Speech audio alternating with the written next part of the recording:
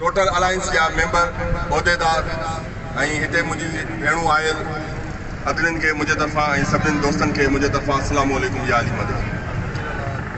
मुंहिंजा दोस्तों ॻाल्हाइण जे लाइ त तमामु घणो आहे, पर सभिनीनि पंहिंजे तरीक़े सां पंहिंजा दिलि जा जेके अरमान हुआ सभु ॿुधाए चुका आहिनि। ऐं हिते हिन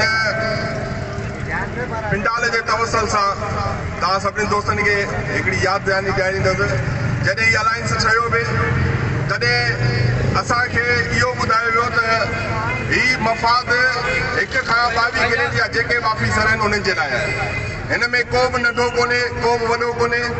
असां तव्हां सां हर लिहाज़ में हर साथ में तव्हां सां गॾु आहियूं, छो जो असां लोअर स्टाफ जा मुलाज़िम आहियूं। स्टार्टिंग पहिरीं असां ॾाढी थिए हिननि ऑफिसुनि जी, हिननि स्कूलनि जी या अदरवाइज़ कंहिं बि डिपार्टमेंट जी ऑफिसुनि जी पहिरीं असां तालाबंदी था खोलियूं तॾहिं जूं ऑफिसूं खुलनि।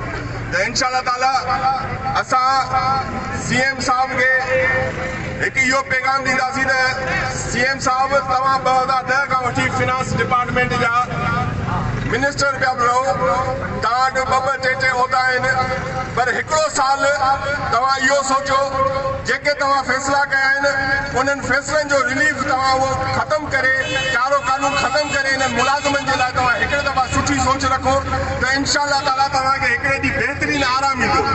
उहा निंड तव्हांजी ज़िंदगीअ जी बहितरीन निंड हूंदी जेको मुलाज़िमनि सां तव्हां नाइंसाफ़ी पिया कयो, ॾियण जे बदिरां तव्हां उन्हनि खां छिनियो पिया। इहो छिनण तव्हां बंदि कयो। तव्हांखे